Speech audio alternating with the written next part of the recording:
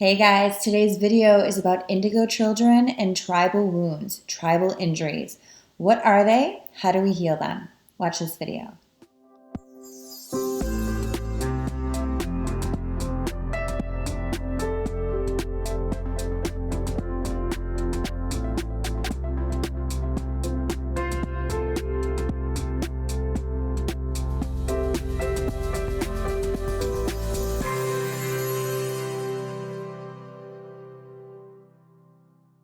All right, well, first things first. What the hell is a tribal injury or a tribal wound, and why do I call it that?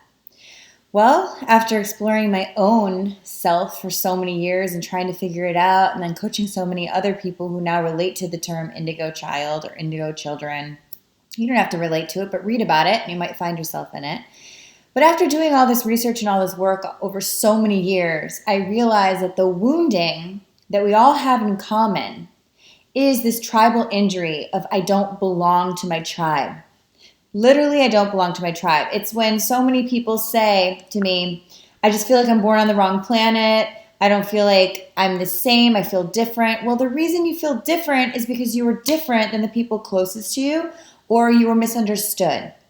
So the first thing with tribal wounds and tribal injuries is, first of all, the tribal injury is the first time you realized I'm not like the others, or I'm not being included, or feeling like I'm belonging like the others. That's the injury that creates the wounding because you feel it over and over and over. And then you start realizing that not only is it my family, but it's kind of the collective. There's a lot of people that are asleep and that try to make us middlemen or like sleeping sheep. And you're actually kind of the lioness or the lion who's here to turn the lights on.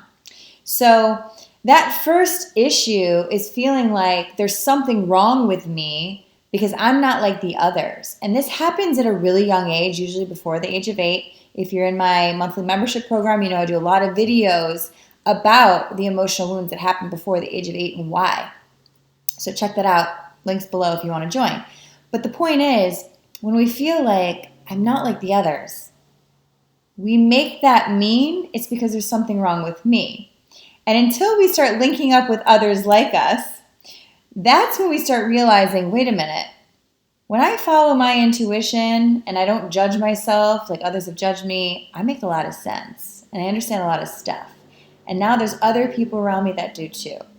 So first thing is there's something wrong with me because I'm not like the others. Second thing that happens with these tribal injuries and tribal wounds is I don't fit into my tribe. Where are my people?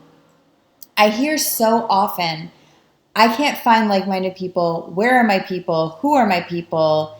Am I my only kind of person? No, you're not. There's so many more like you. It just takes people like us to speak up and start talking about it because most people don't want to talk about it because then it will kind of re-injure that point that I'm different or I'm not like the others. But when I started coming out with this stuff a lot of years ago, I realized that I wanted to be seen for who I was. So whether that meant I'm alone or different or weird, cool, but I won't be too alone if I'm seen for who I am because then at least I'll be seen. And then when I'm seen and people are always afraid of what they don't understand. So if I'm seen, I can help them understand me because I understand myself and then I won't feel so alone. So that's part of my reason why I've been doing this work for so long is to integrate these differences so that other people can start to understand you and not isolate you, right?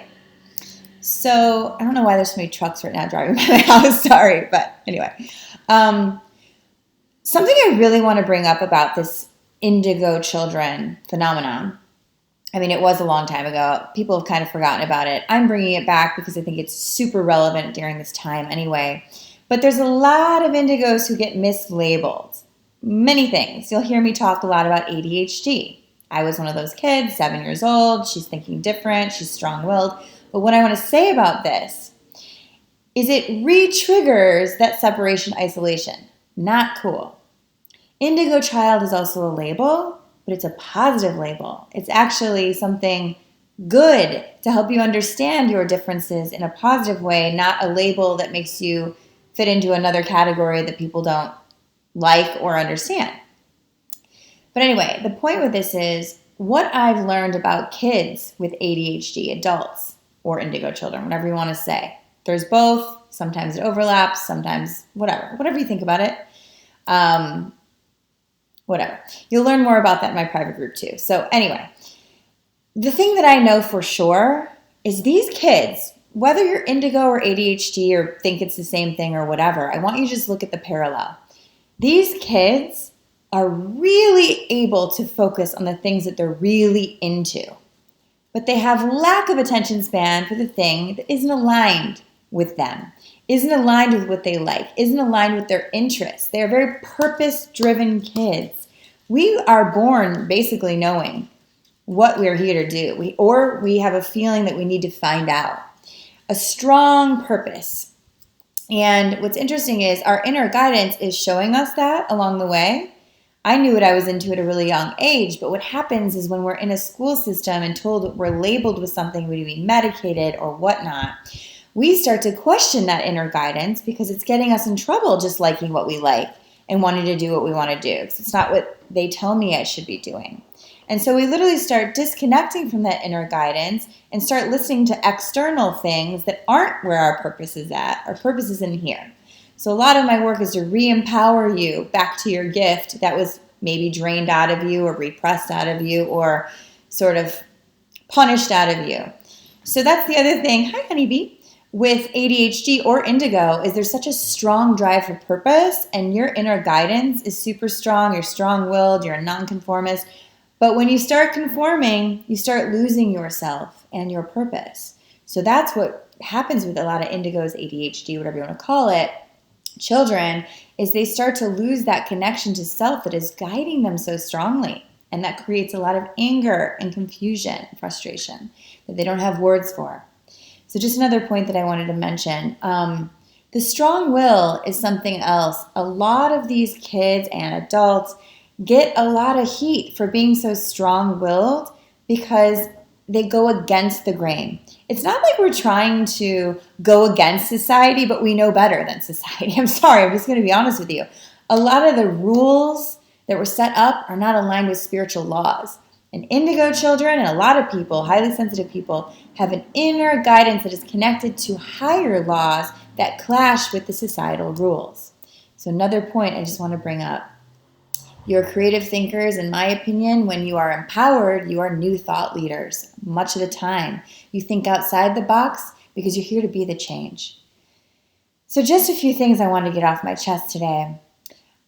Just as a reminder, Truth Room Tribe, my monthly membership program where I talk about all this stuff and share exclusive videos and lessons and so much, guided meditation, so much to empower your indigo, empower your soul, are in that group. So please check the link below. Please share and subscribe. I love you guys, and I'll see you soon. Namaste.